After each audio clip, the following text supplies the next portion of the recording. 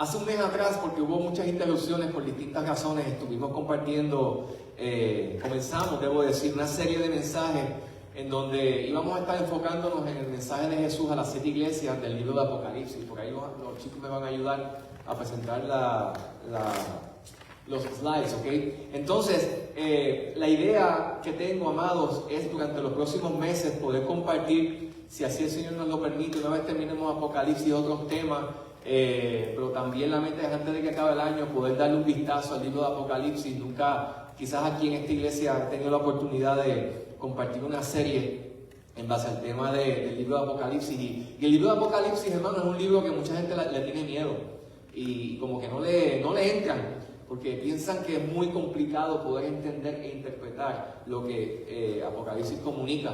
Sin embargo, cuando miramos el libro de Apocalipsis, recordamos que el libro de Apocalipsis es un mensaje dirigido específicamente a 7 iglesias ubicadas en el área de Asia Menor. Usted ve el país de Turquía hoy día y ve que todas estas 7 iglesias están ubicadas en esa región. Y en sí misma, hermano, la exposición que el apóstol Juan, desde la isla de Patmos, porque él estaba, básicamente, él fue expatriado a la isla de Patmos. Él fue el único discípulo que en ese sentido no fue martirizado de la forma en la que lo fueron los otros. Unos fueron decapitados, otros fueron crucificados, como el apóstol Pedro. Se dice que la historia extrabíblica, ¿verdad? Los documentos extrabíblicos dicen que el apóstol Pedro murió crucificado, pero con la cruz volteada hacia abajo. Pero en este caso, el apóstol Juan solo se sabe que estuvo expatriado en la isla de Patmos y allí recibió la revelación que hoy tenemos nosotros en el libro de Apocalipsis con un objetivo principal. De hecho, Apocalipsis significa revelación. Con un objetivo. ¿Y cuál era el objetivo, hermanos? Cuando usted piensa en el libro de Apocalipsis, piense un mensaje de esperanza. ¿Qué es Apocalipsis? ¿Un mensaje de qué? Un mensaje de esperanza, ¿okay? No es un mensaje de tragedia en esencia. Es un mensaje de esperanza, ¿okay? Un mensaje de esperanza que exalta la gloria de Dios y la victoria de Cristo, ¿okay? Ese es el tema principal del libro. También es un libro de esperanza que alienta a los creyentes a la fidelidad. Porque los creyentes a los que el apóstol Juan se dirigía eran creyentes que estaban siendo perseguidos, en este caso, por el emperador de la época. Y estaban pasándola bien difícil, lo veremos más adelante. Y Dios mueve al apóstol Juan a que lleve un mensaje de aliento a este grupo de creyentes y les anuncia esta esperanza que les hace recordar que se acerca en un futuro la redención completa para ellos. El juicio final tiene un momento determinado en el calendario de Dios, la condenación y el castigo de los injustos y de la maldad también, el cumplimiento de la promesa del retorno de Cristo. Eso es algo que está asegurado. Ese es el mensaje de Apocalipsis para la iglesia. Cristo viene y eso es algo seguro. El cumplimiento de esa promesa maravillosa donde cielos nuevos y tierra nueva desde Isaías se estaba anunciando, eso tiene fecha en el calendario de Dios. Ese es el mensaje de Apocalipsis. Por lo cual, cuando miramos nosotros entonces este mensaje, vemos que en el inicio del libro se dirige el mensaje a 7 iglesias. Y ya discutimos el mensaje de Jesús a la iglesia de Éfeso. La iglesia de Éfeso era una iglesia que tenía todo lo que una iglesia necesitaría tener para nosotros desear ser parte de esa iglesia. Pero había perdido algo muy importante. ¿Qué había perdido la iglesia de Éfeso? Había perdido su amor por el Señor y el amor por la gente. Se había vuelto una iglesia fría. ¿Y qué le exhortó Jesús a esa iglesia? Tienes que arrepentirte. Tienes que volver a tus primeras obras. Porque si no, quitaré el candelabro de tu lugar. Y en esencia vemos cómo esa confrontación de Jesús a Éfeso viene a ser también una para nosotros hoy. En donde somos animados y exhortados a ¿qué? A estimar como valiosa nuestra relación con Dios, a estimar como nuestro primer amor a ¿quién? A Jesús. ¿Quién debe ser nuestro primer amor? Jesús debe ser nuestro primer amor. Y necesitamos mantenernos en ese enfoque. Sin embargo, no vamos a hablar de la iglesia de Éfeso hoy. Los minutos que nos quedan, quiero que vayamos a Apocalipsis capítulo 2, porque hoy vamos a hablar del mensaje de Jesús a la segunda iglesia, que es la iglesia de Esmirna.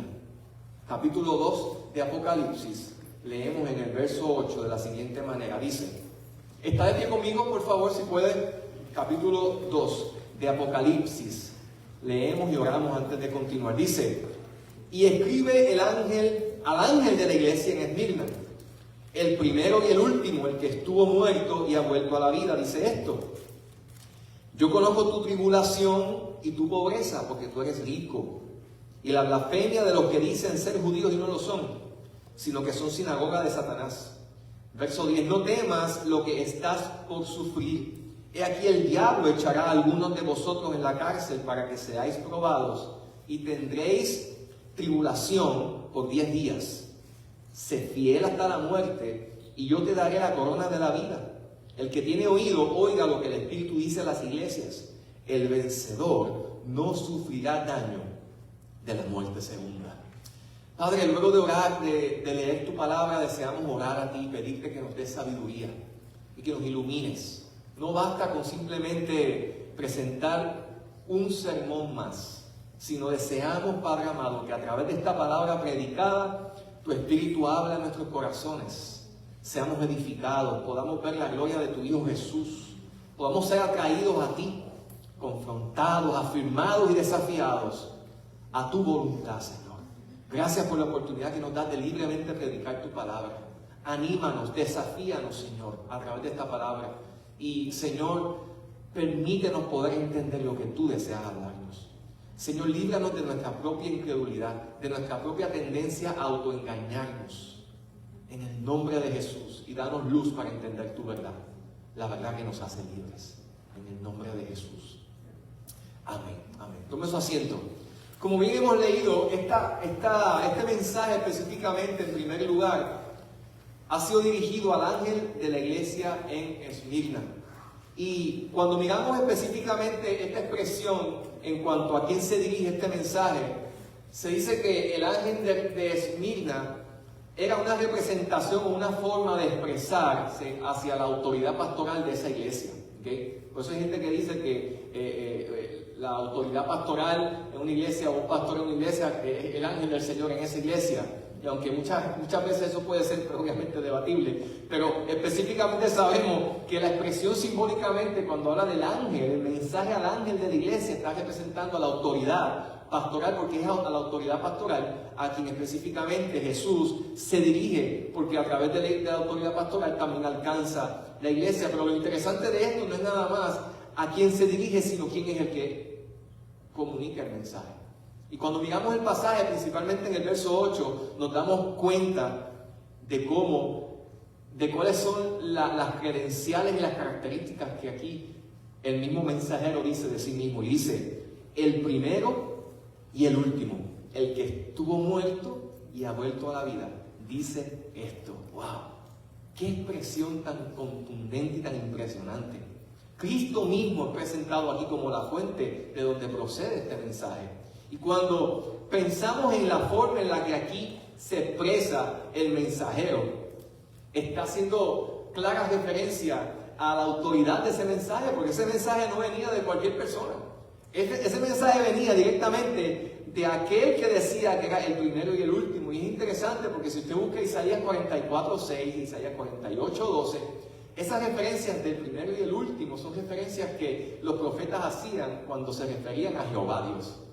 Así que cuando Jesús está diciendo aquí, el primero y el último es el que les está hablando, está diciendo, es Dios mismo que les está hablando.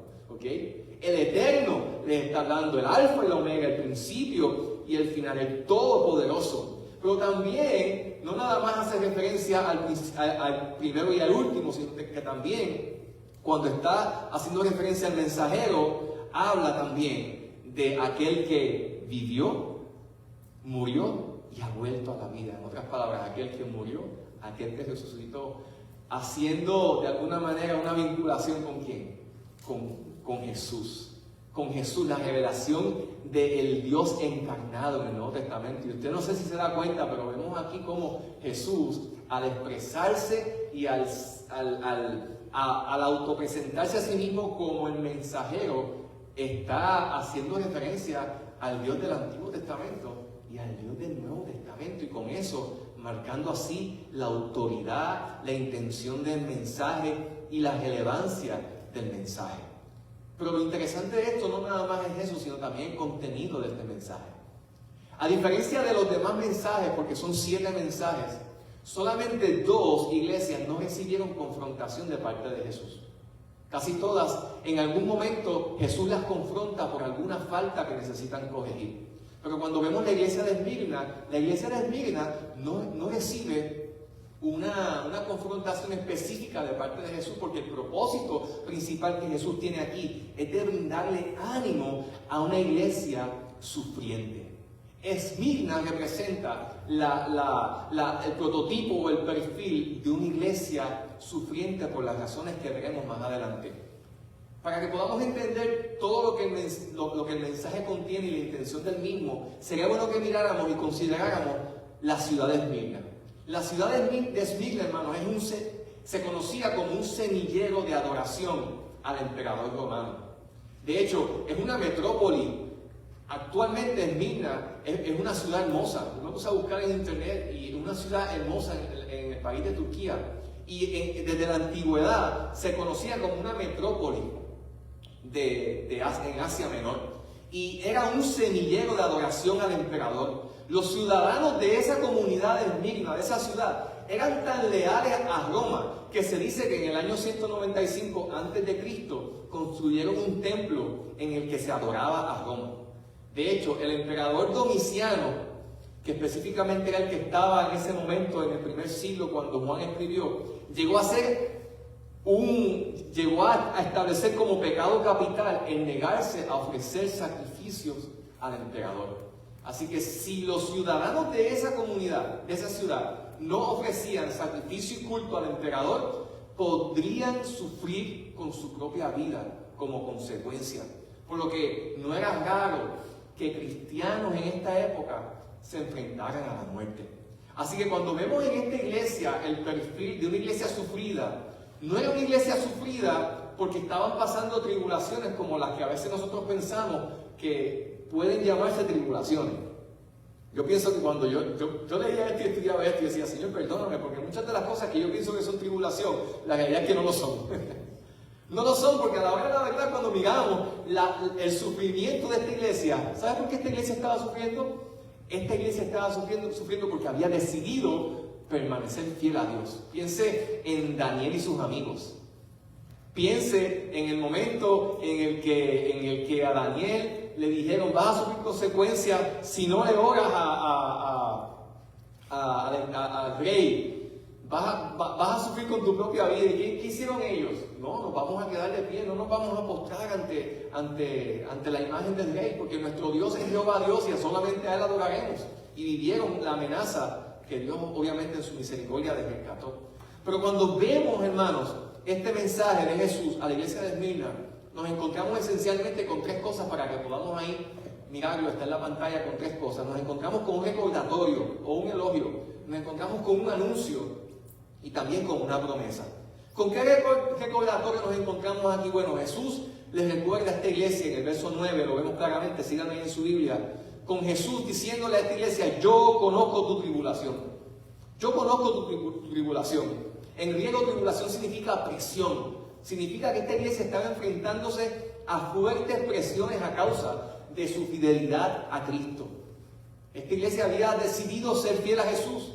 Había decidido ser fiel a Jesús y no postrarse ante el emperador. No ceder a las presiones de una sociedad, de una cultura que entendía como algo loable y digno de hacer el postrar sus corazones en adoración a Roma y al emperador. Estos dijeron, no, nosotros vamos a adorar a Jesús y a más nadie.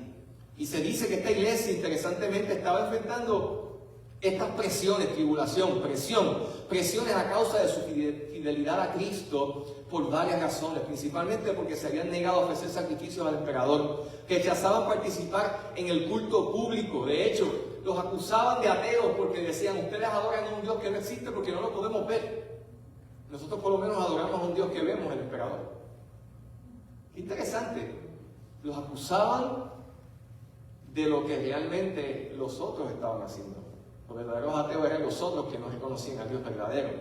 Así que los aislaban de la sociedad y les decían, ustedes son antisociales. Fíjense qué interesante, hermano. Una iglesia sufrida por causa de haber escogido ser fiel a Jesús. Yo no sé, pero yo pienso que nosotros nos estamos acercando a algo como eso. Y yo pienso, ¿estaremos listos? ¿Estaremos listos? Piense usted como cristiano, yo como hija de Dios, ¿estaré listo para sufrir por Jesús? ¿Estaré lista para enfrentarme a enfrentar algún tipo de sufrimiento a causa de Jesús? No es normal, no es la tendencia humana a caminar en esta dirección, pero eso fue lo que le ocurrió específicamente a esta iglesia. Pero qué interesante saber que Dios no nada más le dice a esta iglesia, yo conozco tu tribulación, yo conozco, yo no me he hecho de la vista larga, sino también le dice, yo conozco tu pobreza. Y cuando pensamos en la pobreza y la condición pobre de esta iglesia, el sufrimiento que vivía y la pobreza en la cual se encontraba, se dice que el tipo de pobreza en el que esta gente se encontraba era el que podría describirse como aquellos que viven, los que llegan al punto de pedir limosna. Así que es una pobreza, amado, literalmente extrema, de necesidad material. Pero me llama mucho la atención algo, y es que parece como ilógico, ¿verdad? Porque Jesús le dice, yo conozco tu pobreza. Pero ¿qué dice después en el texto? Busquen en su Biblia. Pero tú eres rico. ¿Cómo es eso? Pero tú eres rico. ¿Y por qué usted cree que Jesús le dice eso a esta iglesia? Porque esta iglesia había escogido, hermanos, enfrentarse a esta realidad por haber sido fiel a Jesús. Estos creyentes, hermanos, tenían razones para desmoronarse, para abandonar la fe, para negar a Cristo, para escoger decir, ya cambio de dirección en mi vida, pero escogieron, aun cuando implicaba para ellos sufrimiento y aun implicaba perder su capacidad de adquisición material, escogieron aún así seguir a Jesús. Y me hacía recordar a Moisés en Hebreos 11:24. Moisés en Hebreos 11:24, cuando el autor de Hebreos habla de los héroes de la fe, menciona a Moisés y dice, por la fe Moisés, cuando ya era grande, rehusó ser llamado hijo de la hija de Faraón, escogiendo antes ser maltratado con el pueblo de Dios que gozar de los placeres temporales del pecado, considerando como mayores riquezas el oprobio de Cristo que los tesoros de Egipto, porque tenía la mirada puesta en la recompensa. Esta iglesia carecía de riqueza material, estamos claros de eso, pero al parecer no carecía de riqueza espiritual. Hay un pastor que comenta acerca de esto y dice, aquellos, aunque sufrieron física y económicamente, los cristianos de Esmirna se aferraron a sus riquezas espirituales en medio de su escasez. La iglesia de Esmirna fue considerada por Jesús como rica. ¿Por qué? Porque tenían lo que realmente importaba. Tenían la salvación, tenían la santidad, tenían la gracia, tenían la paz y en quinto lugar, tenían un consolador y un compasivo Salvador. Yo miraba esto y yo decía, oye Señor, ¿cómo reaccionaría yo si me tocara tener que vivir la experiencia de la iglesia de Esmirna? Como si fuera poco, no nada más tribulación, no nada más pobreza, sino también, ¿sabes qué esta iglesia estaba enfrentando? La blasfemia de los que se decían ser judíos y no lo eran. La blasfemia de los que se oponían específicamente a estos creyentes, hermanos, que eran judíos, curiosamente, que odiaban y rechazaban a Jesús. Odiaban y rechazaban a Jesús y también los estaban acusando a ellos de canibalismo. ¿Por qué los acusaban de canibalismo? Porque ellos celebraban la cena del Señor y decían que comían el cuerpo y se bebían la sangre de Cristo. Y ante el emperador y todas las ciudades Esmirna y el imperio decían, los cristianos son caníbales, tenemos que deshacernos de ellos. Son inmorales porque ellos decían que se saludaban con un ósculo santo. Porque obviamente el ósculo santo, ¿qué significa? Era un beso, que implicaba la manera en la que la Biblia animaba a los creyentes a que se saludaran y decían, son unos inmorales. Y también decían que eran los que desbarataban los hogares. ¿Por qué? Porque cuando uno de los esposos se convertía al cristianismo y el otro no se convertía, muchas veces esto traía conflicto en la familia y decían, los cristianos, el evangelio, los que llevan este evangelio de Jesús, andan destruyendo la familia y destruyendo los hogares. Fíjense, hermano, utilizando mentiras y calumnias ¿para qué? Para difamar a la iglesia. Pero a esta iglesia que Jesús le dice, número 2, un anuncio, le dice, no temas lo que vas a sufrir, porque todavía viene más sufrimiento. Ay, Dios mío. Serán probados con un propósito. ¿Para qué? Para que den testimonio de la veracidad y de la autenticidad de la fe. Mira, lo tenemos ahí en el texto, verso 10 dice, no temas lo que estás por sufrir. He aquí el diablo echará a algunos a la cárcel para que seáis probados y tendréis tribulación por 10 días. ¿Cuál es el aliento de Jesús para esta iglesia sufrida? No temas, no temas. Porque el sufrimiento, cuando es enfrentado a causa de la fidelidad al Señor, lleva consigo la garantía de un Dios que promete consolar, de un Dios que promete estar ahí para sostener. Dios permite que el creyente enfrente situaciones como estas para dos cosas en específico: para dar testimonio de la veracidad de esa fe y para probar que ni aún Satanás tiene el poder de poder destruir una fe salvadora, genuina, hermanos. Así que el testimonio de la fe probada de estos creyentes, ¿qué trajo? Gloria al nombre del Señor. Pero número 3, vemos aquí una promesa.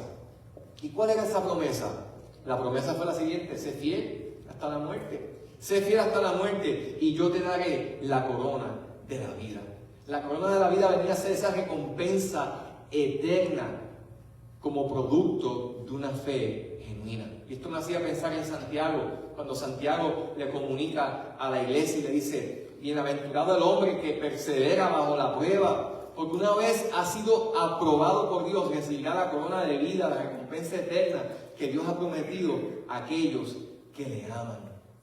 Los que salgan vencedores, esa era la promesa, no sufrirán daño de la segunda muerte. Y la segunda muerte, de la primera, amados, ninguno nos vamos a librar.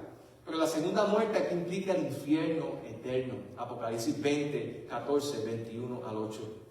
Y podríamos seguir mirando, pero consideremos algo, hermanos. Aunque este mensaje en primera instancia fue dirigido a esta iglesia de Esmirna en la época del primer siglo, no obstante sigue teniendo relevancia para nosotros. ¿Cuántos dicen amén?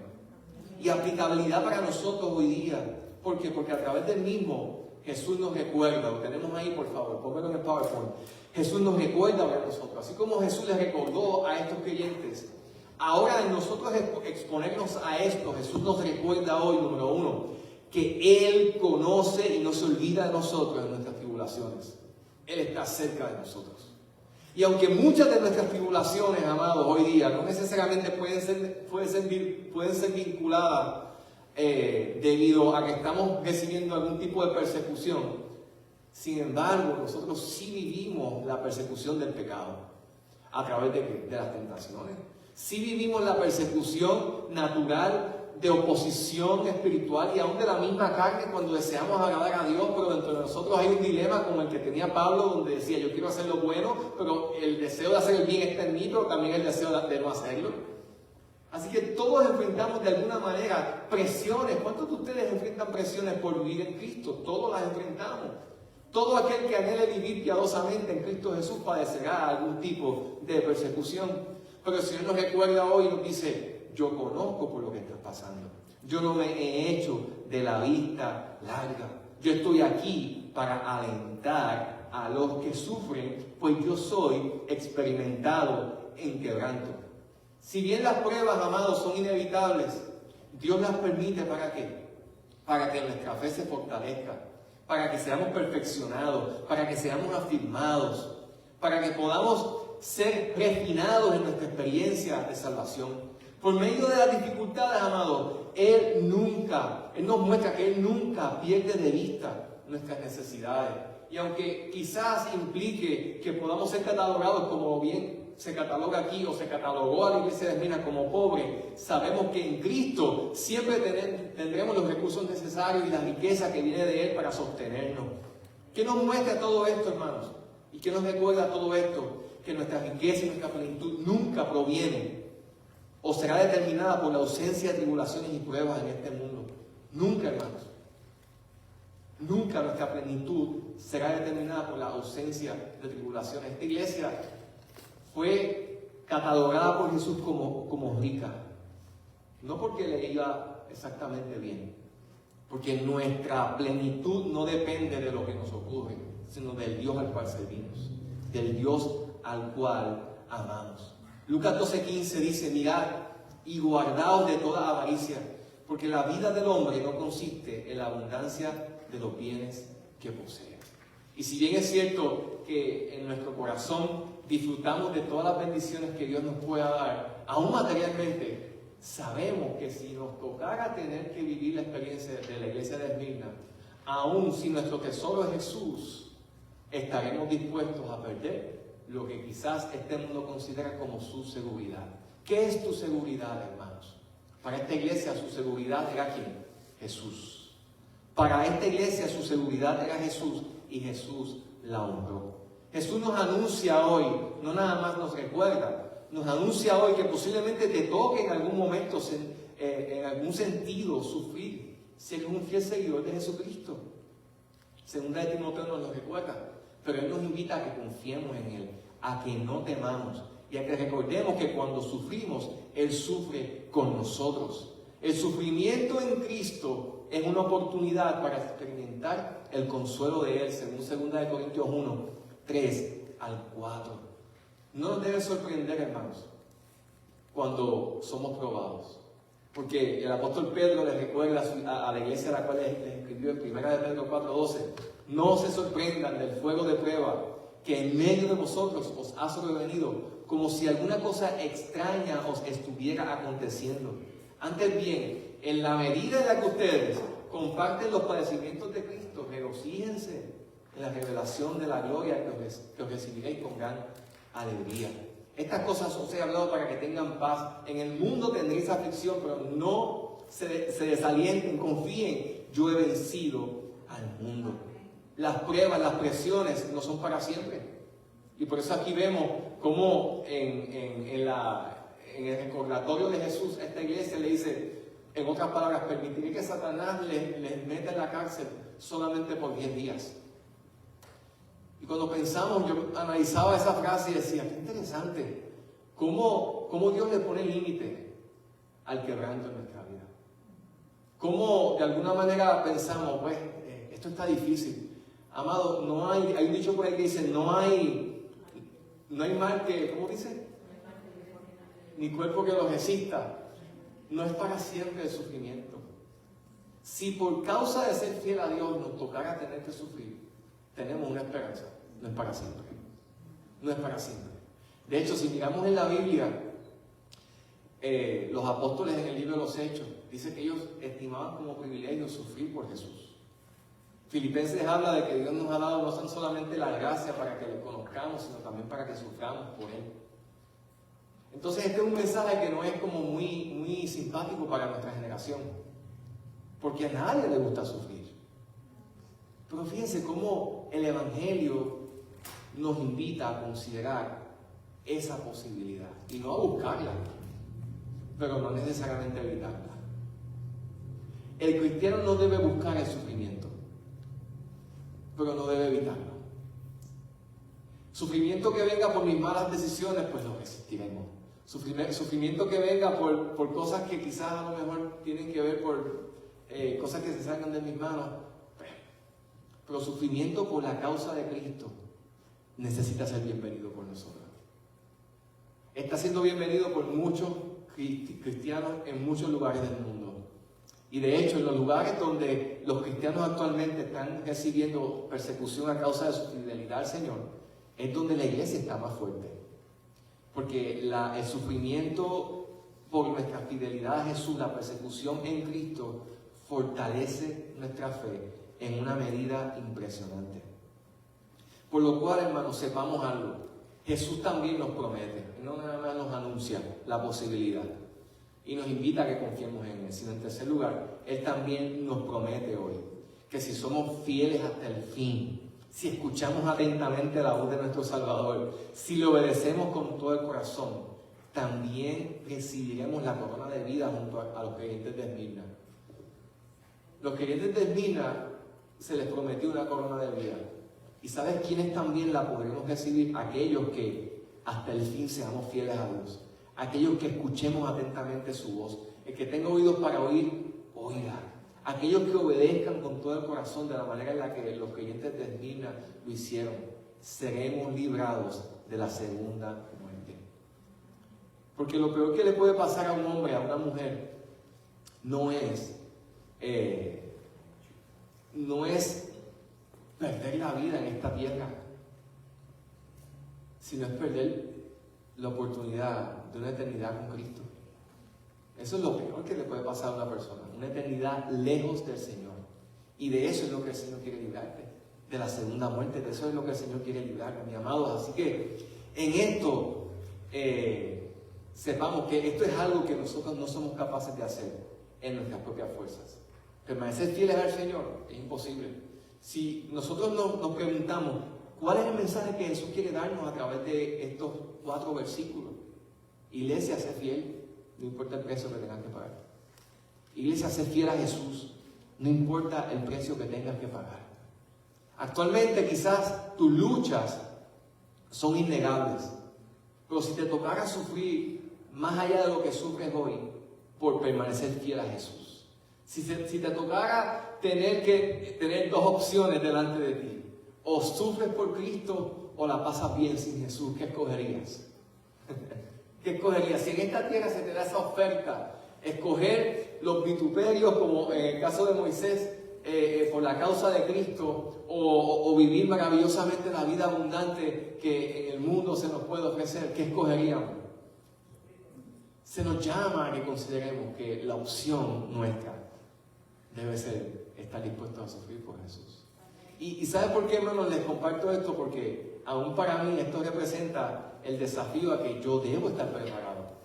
Yo debo prepararme para sufrir por Cristo. En algún momento me va a costar ser fiel a Jesús. Pero sepa usted, hermano, que en el momento en el que eso nos toque, Dios va a estar con nosotros. Dios nos va a dar de su gozo. A veces nosotros estamos viviendo la dinámica diaria deseando que Dios nos saque de los quebrantos en los que nos encontramos. ¿Y sabes por qué los cristianos en esta época oraban? Para que el Señor les fortaleciera en medio de ellos. Para que el Señor les afirmara en medio de ellos. El ser humano natural no es capaz de responder como respondieron los creyentes de Esmirna, a no ser que Cristo esté reinando en nuestros corazones. No vamos a poder responder de esta manera. Por lo cual el desafío es el siguiente: permanezcamos buscando la llenura del Señor. Para eso precisamente Jesús vino, hermano.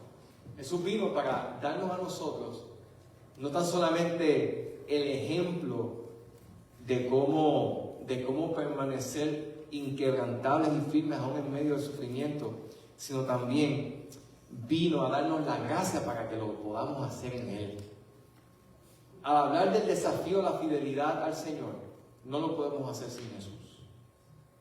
Así que en esta tarde yo quiero invitarte a orar y a que consideres dentro de lo más profundo de tu ser: Señor, si me tocara tener que enfrentarme a sufrir por causa de ser fiel a ti, como le tocó a los creyentes de Esmirna, Señor, yo quiero agradarte. Si me tocara tener que padecer por ti, Señor, yo quiero escoger servirte. Yo quiero escoger exaltarte. Yo quiero ser contado con José, quiero ser contado con Pablo. Me doy cuenta, hermanos, que de la única forma en que estaremos dispuestos a algo como esto es si nuestro deleite es Jesús. Solamente si nuestro deleite es Jesús. Así que yo voy a hacer una oración en esta tarde, invitando a que reflexionemos, a que nos miremos adentro y le digamos: Jesús, ¿qué para mí es lo más valioso? Ayúdame a estimarte a ti como lo más valioso. Y prepárame, Señor, para que en el momento en el que me toque tener que padecer por ti, si es que me tocara, yo escoja ser fiel a ti. Padre, todos los días nos toca tener que enfrentarnos a pruebas, a dificultades, tribulaciones, tentaciones. Podríamos llamarles de muchas maneras, a presiones, diversas presiones, que ponen a prueba nuestra fidelidad a ti. Señor, perdónanos. Porque en momentos dados, Señor, reconocemos que no escogemos permanecer fieles a ti. Señor, en momentos donde nos enfrentamos a pruebas mínimas, a cosas sencillas que conocemos, Señor, que no escogemos agradarte, sino que muchas veces escogemos agradarnos a nosotros mismos. Escogemos, Señor, hallar plenitud en otra fuente y no en ti. Pero hoy, Señor, tomamos el ejemplo de la iglesia de Esmirna, una iglesia pobre desde la perspectiva humana, pero rica ante tus ojos, porque fue una iglesia que en dependencia de ti, un grupo de creyentes que en dependencia de ti, aun cuando ser fieles a ti implicaba el ser calumniados, el ser injuriados, el ser perseguidos por la comunidad en la cual se encontraban, no obstante ellos escogieron agradarte a ti. Aun cuando servirte a ti implicaba que tenían que posiblemente hasta servir como esclavos, ellos, Señor, escogieron agradarte a ti antes que a ellos mismos. Perdónanos, Dios, porque nosotros en momentos dados, Dios mío, nuestra fe, Señor, no se encuentra en la fortaleza que tú llamas a que esté, Señor. Porque muchas veces no escogemos agradarte a ti. Pero ayúdanos a agradarte, Señor. Ayúdanos, Dios mío. Ayuda a mis hermanos, Señor. Ayúdanos a todos los que estamos aquí hoy a escoger, cuando tengamos la oportunidad de ser infieles a ti, escoger ser fieles a ti. En el nombre de Jesús.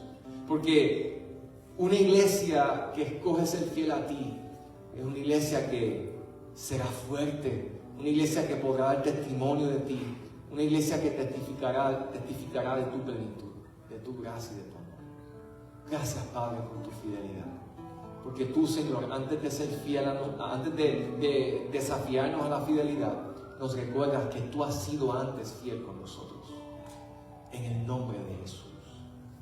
En el nombre de Jesús. Ahí donde estás, si necesitas afirmarte en tu relación con Dios, si necesitas, has andado quizás un poco desviado, quizás en infidelidad al Señor, dile: Señor, yo me quiero volver a ti, yo quiero caminar en tu fidelidad, siendo fiel a ti, Señor. Prepárame, pídeselo a Él, Señor. Prepárame, Señor, que mi fe sea fuerte, que mi fe sea inquebrantable, que cuando me enfrente a la prueba, a la lucha, a las presiones, yo pueda escoger ser fiel a ti. Líbranos, Señor, de que nuestro sufrimiento, nuestra dificultad, nuestro quebranto se vuelva una excusa para no agradarte y permanecer fiel a ti, Señor. Padre, gracias, porque en Jesús tenemos el ejemplo, pero también en Jesús tenemos acceso a esa gracia. En el nombre de Jesús. Amén. Gracias, Jesús. Cantamos este himno, hermano, y terminamos. Hijo de Jehová, me quedo sin palabras cuando entiendo que es aquí. Mi sustento ha de cesar, pues no son mis propias fuerzas,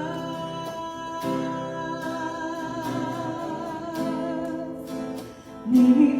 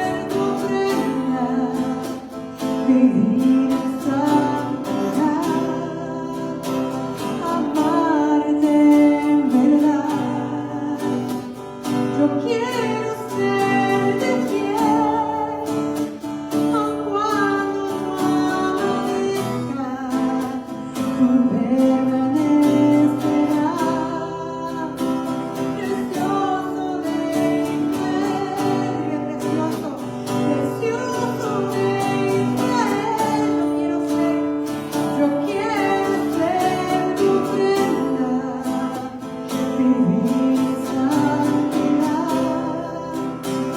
amarte en verdad.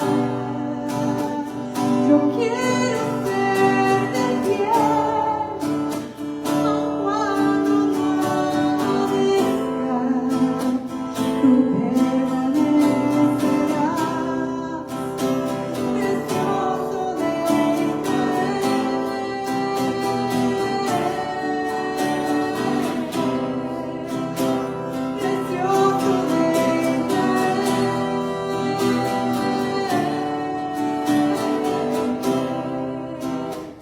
precioso de Iglesia, te invito a que te pongas de pie y acordemos juntos en esta tarde. Señor, al terminar este tiempo hoy queremos agradecer tu gran amor, tu gran fidelidad. Queremos agradecer, Señor, el que una vez más tú hablas a nuestro corazón. Al salir de aquí, Señor, nos dirigiremos a distintos lugares, Señor, a una semana con distintos desafíos personales, de trabajo, familiares, Señor.